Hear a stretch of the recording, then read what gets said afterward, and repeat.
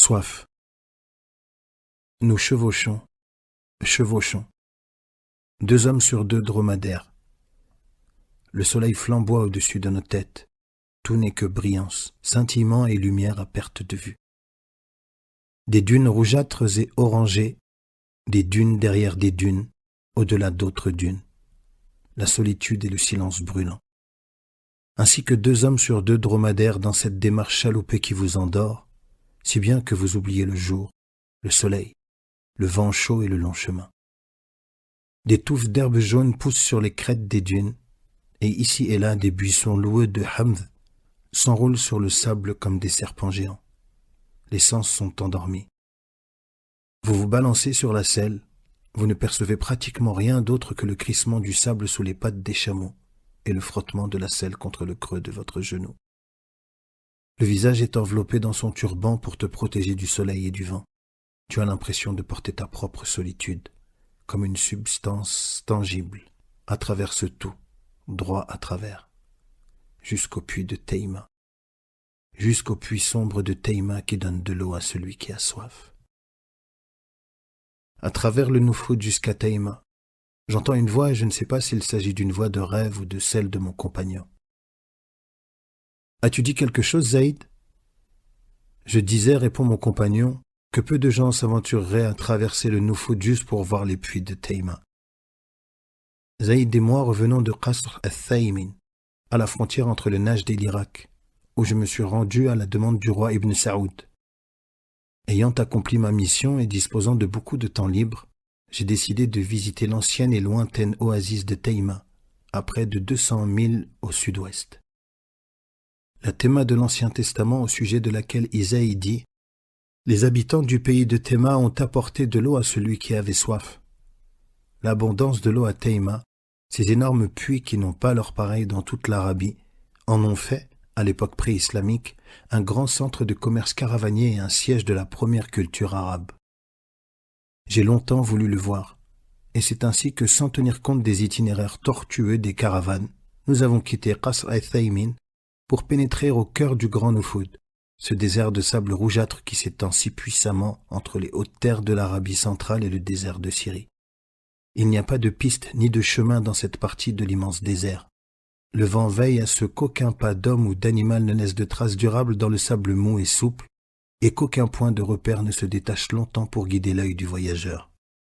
Sous l'effet du vent, les dunes changent sans cesse de contour, passant d'une forme à l'autre dans un mouvement lent et imperceptible, les collines se transformant en vallées, et les vallées en nouvelles collines parsemées d'herbes sèches et sans vie, qui bruissent faiblement dans le vent et sont amères comme de la cendre, même pour la bouche d'un chameau. Bien que j'ai traversé ce désert de nombreuses fois en plusieurs directions, je ne me ferai pas confiance pour m'y frayer un chemin sans aide. Aussi suis-je heureux d'avoir Zaïd à mes côtés. Ce pays est sa patrie. Il appartient à la tribu des Chammar, qui vivent sur les franges sud et est du Grand Noufoud et qui, lorsque les fortes pluies d'hiver transforment soudain les dunes de sable en prairies luxuriantes, y font paître leurs chameaux durant quelques mois de l'année. Les humeurs du désert sont dans le sang de Zaïd et son cœur bat à son rythme. Zaïd est probablement le plus bel homme que j'ai jamais connu, large de front et mince de corps, de taille moyenne, à l'ossature fine, plein de force.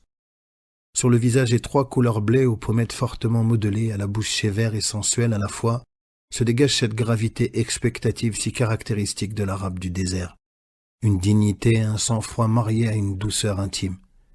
Il est un heureux croisement de la plus pure souche bédouine et de la vie citadine du Najd, ayant conservé en lui la sûreté de l'instinct bédouin dans son inconstance émotionnelle, il a acquis la sagesse pratique du citadin sans être la proie de sa sophistication mondaine. Comme moi, il aime l'aventure sans la rechercher toutefois.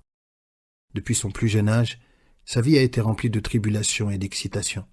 Jeune soldat dans le corps irrégulier de chameaux mis en place par le gouvernement turc pour sa campagne dans la péninsule du Sinaï pendant la Grande Guerre, défenseur de sa patrie Chamar contre Ibn Saoud, contrebandier d'armes dans le golfe Persique, amant tempétueux de nombreuses femmes dans de nombreuses régions du monde arabe, toutes bien sûr légitimement mariées à lui à un moment ou à un autre, puis tout aussi légitimement divorcées, marchand de chevaux en Égypte, soldat de fortune en Irak, et enfin, pendant près de 5 ans, mon compagnon en Arabie. À présent, en cette fin d'été 1932, nous chevauchons ensemble, comme si souvent dans le passé, serpentant entre les dunes, nous arrêtant à l'un ou l'autre des puits très espacés, et nous reposant la nuit sous les étoiles, avec un éternel claquement des pattes de nos montures sur le sable chaud. Parfois, pendant la marche, la voix rauque de Zaïd chantant en rythme avec le pas des chameaux. Durant nos campements nocturnes, nous préparons du café et du riz et, à l'occasion, du gibier sauvage. Le vent balaye fraîchement nos corps lorsque nous sommes allongés la nuit sur le sable. Le soleil se lève sur les dunes de sable, rouge et éclatant violemment comme un feu d'artifice. Et parfois, comme aujourd'hui, le miracle de la vie s'éveille dans une plante arrosée par hasard.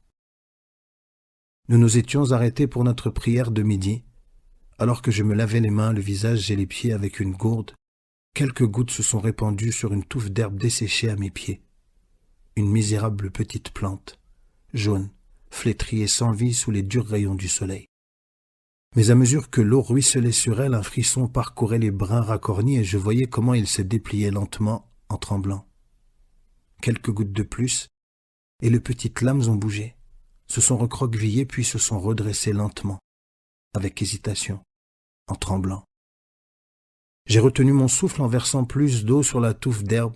Elle bougeait plus rapidement, plus violemment, comme si une force cachée la faisait sortir hors du rêve de la mort.